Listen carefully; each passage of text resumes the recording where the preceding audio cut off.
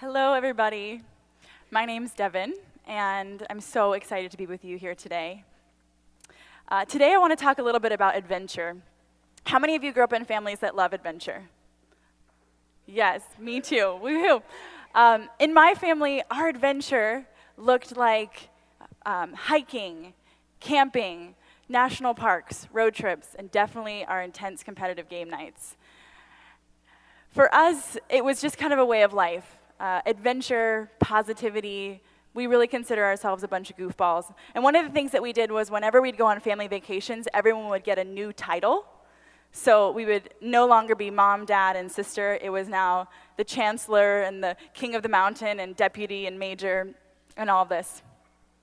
And so there was one particular memory that I was thinking about when I was creating this talk about when we were heading on our first trip to Zion National Park in Utah, which is an amazing place if you guys ever get a chance to do it. It's beautiful. And my dad got on the home intercom system as we were packing up, and he says, general reminder, don't forget to bring your bathing suits, everybody. And a few seconds later, my little sister, Maddie, who was 5 at the time, she gets on the intercom and she says, general reminder? And we're waiting and eagerly anticipating, okay, what is her 5-year-old announcement? What is she going to tell us? And then she says, are you there?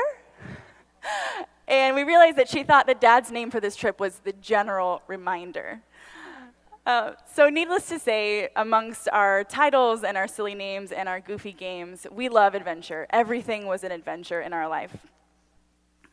And this spirit of fun and lighthearted adventure really helped us in the good and in the bad times. So even when we had to evacuate our home because about 10 years ago there were some fires that came all the way through San Diego, and my mom was packing away keepsakes and photo albums and all those things that you want to keep, that you cherish. And she said, hey, if we lose our house, it's an adventure. My dad said, we'll just buy an RV and tour around the country, or we can live on a boat or something like that. And so it was always an adventure. And college is an adventure too. It's a place where you can try new things, like Nick mentioned, and like you saw on the resource card. You can expand your mind, you can expand your friendship circle, you can expand your ideas even about yourself and what you can try and do and explore. And so for me, it was trying new things like campus ministries, and for me, Greek life, and TAing and classes and leadership roles as well. You get to learn a lot about yourself in these 4 years, and you get to learn about your strengths. And one of the things I learned was that I have a strength called positivity. It's in my top 5 strengths. And positivity, who has positivity in the room? Woo-hoo. Awesome. I love it. I feel the positivity. So positivity is about having an optimistic outlook and being able to see the world really glass half full, really seeing things as what could be and the possibilities. And it's a beautiful strength because it also can give you a sense of resilience. It gave me a sense of resilience that really came in handy during my spring semester of my freshman year when my mom became very sick and she was hospitalized. And it was so bad, unfortunately, that I actually had to take time off of school. She was in the ICU with a life-threatening condition, and I had to go home to be with my family. So I packed up my things, and I flew home, and I was by her side for 28 really tough days in the ICU, not knowing she was going to make it to the next day. There were ups and there were downs, and even in spite of a really hard situation that my family was facing, we still wanted to hold on to that hope and that positivity and that spirit of adventure. But our adventures looked a little different. They looked like trying to decorate her room with scripture verses and photos so it looked less like a hospital room and more like her home. They looked like trying to find something to eat, something edible in the hospital cafeteria, which I will tell you is no small challenge. That's very hard. And they also looked like, at the end of the day, when we reluctantly left her side to go home, where we had to sleep, my dad, my sisters, and I would drive to a 24-hour gas station and get snacks and cheap, sugary coffee drinks and go home and pile onto the couch and watch movies till 3 in the morning.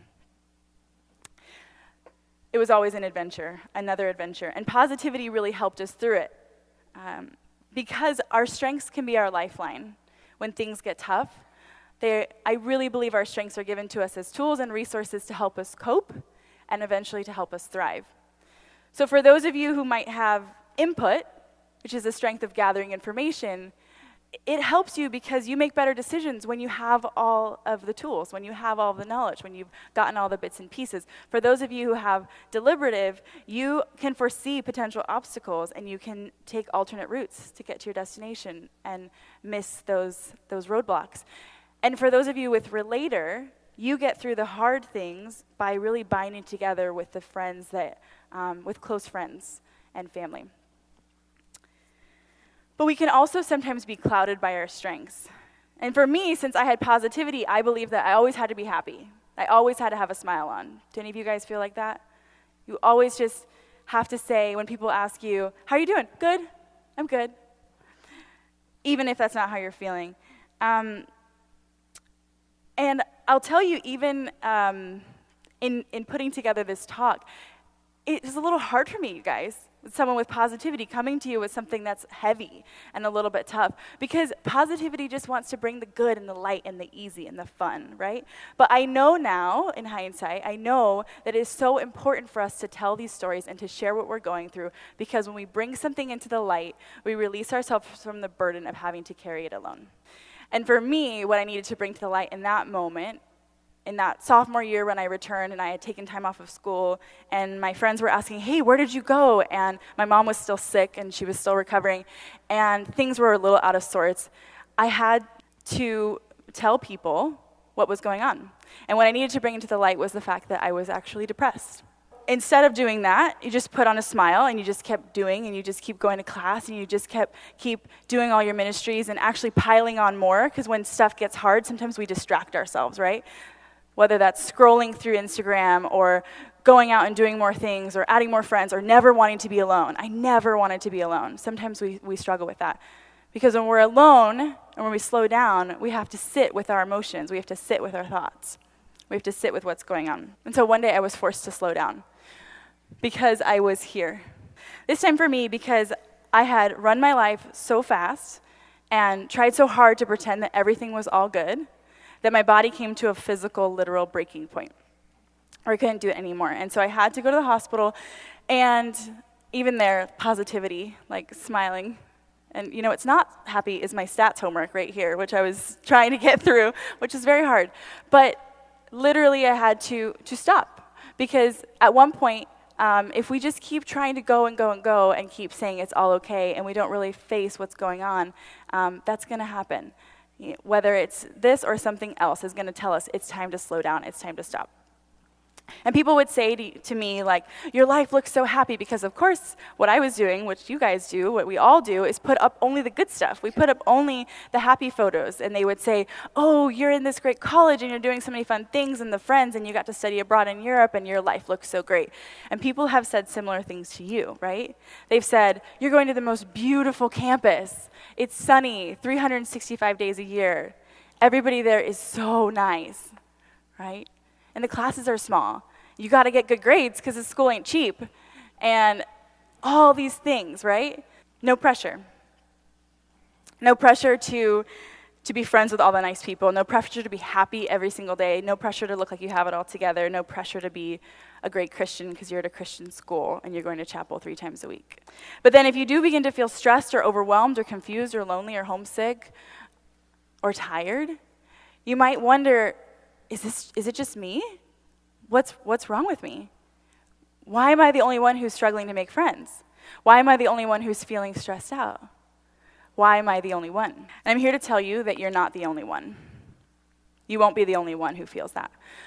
Because in reality, 42% of college students struggle with anxiety at some point, 36% with depression, and 63% report having had so much stress at some point or another that they couldn't do the things that they needed to do through their daily lives. Laundry, shower, going to class, getting out of bed. Many of you will have relationship struggles, as we know. A percentage will be on academic probation for a time. A lot of you are going to change your majors, and that is because you feel uncertainty, right? And that might lead to a little bit of stress of what am I doing with my life? So when people, they tell you, you go to college and then you graduate and you go to the real world, right? Like the real world is something beyond. It's 4 years from now. That's the real world. What I want to tell you is that this is the real world, and this is real life, because real life happens here too. So for those who might struggle with that depression at some point or another, it's not about adding more activity or putting on the smile to pretend nothing's going on. It's about inviting someone into this, going to someone who can help. It's about more love and more grace and more rest. For those who might be wanting to escape learning disability, it's not about just hunkering down, putting our head down, and pretending there's nothing going on. It's about maybe telling a trusted friend so that you feel less alone. When you feel homesick, maybe let's rethink that like third or fourth night of Netflix and ice cream in a row. And what about cry? Just cry. Talk to somebody or Skype your dog. That would make me feel better. I want to demystify, because at some point or another, you're going to feel not okay. At some point or another, you're going to feel out of sorts. You're going to feel one of these emotions that I have mentioned. And you're going to say, this isn't the adventure that I signed up for. So what do we do when we find that we're not okay? What do we do when we find that feeling and we feel like we're alone? Self-care, y'all. In the words of a wise chaplain friend of mine, self-care, y'all. And some of you might have heard about self-care, and I want to tell you it's a buzzword these days, and it's not just about retail therapy or taking a bubble bath with candles and all that, which I think all that is good, and it's definitely not just for the ladies, so guys, you're not off the hook here. Self-care is about knowing what you need in the moment and taking the steps to care for your body, mind, and spirit. And it's also about allowing others to help you. So we live in this self-sufficient society that says you can do it all on your own. You got this. Pull yourself up by your bootstraps. Just barrel through, hustle, grind it out, right? And what we learned even from Nick, my friend Nick, earlier, is that we're not meant to do this alone. So I also want to remind you that, like you saw in the resources, there are lots of resources here. There are lots of people here who want to have caring conversations with you, who care, who are trained to journey with you through all of this, and you never have to go this alone. And we also wanted to leave you with a practical tool so that you could do something for yourself in the moment when you're feeling this. At your table, you should each have a card that looks like this. And I'm going to give you a minute to kind of fill this out and look and review the resources on the back in silence. And I want you to just figure out for yourself, what does this look like, right? So what is that feeling that you anticipate it might be? Maybe it's homesickness. Maybe it's stressed out. Maybe you already know that you get overwhelmed with too many things on your plate or too much social activity. Write down, when I feel, what's your feeling? I will. And then I want you to commit to yourself 3 things that work for you. There's a bunch of options on the back, but there might be something else that you create. Go ahead and fill that out. We call this your well-being card, because that's what the goal is here. It's not just to know your strengths. It's to know your strengths so that you can have well-being in your life. It's to know your strengths so you can know when they're going on overdrive, when it's time to tone it down, when it's time to rely on somebody else, when it's time to say, I can't do this alone. And the well-being card, I encourage you to put it somewhere that you'll see it, somewhere in your dorm or in your binder, maybe in your car, and refer to it so it's there, so it reminds you that it's okay to not be okay all the time. I have mine. I filled mine out. And mine says, when I feel overwhelmed, I will walk. We get into our bodies. You walk. That helps. I will call somebody, even just to leave a voicemail, and I will breathe. To breathe. So the breath, for me, took on a new meaning just last year when I learned that the same word in Hebrew for breath is also the word for spirit, which I think is pretty cool, because we talk about how the Holy Spirit lives within each of us, right? We have the Holy Spirit in our heart, and we also have breath within each of us. That is the key to life, is breath. And so I think now about when we breathe in air and oxygen, but we also breathe in the Spirit. And so I wanted to leave you with this, as we can do it together, kind of a communal breath, if you will. And we have a guide, my friendly blue circle. And If you feel so inclined, you can close your eyes if you'd like. I like to put my hands on my lap, and I like to put my feet on the floor. And we're going to breathe together a little bit. And I want you to breathe in whatever it is that you need today. Today, maybe it's peace.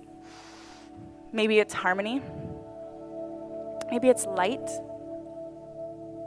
Maybe it's freedom. As the circle expands, we breathe in. And when it contracts, we breathe out. And we can breathe out fear or stress or overwhelm. It's a tool you all have. We do it every day. We breathe. So I invite you to just do this together.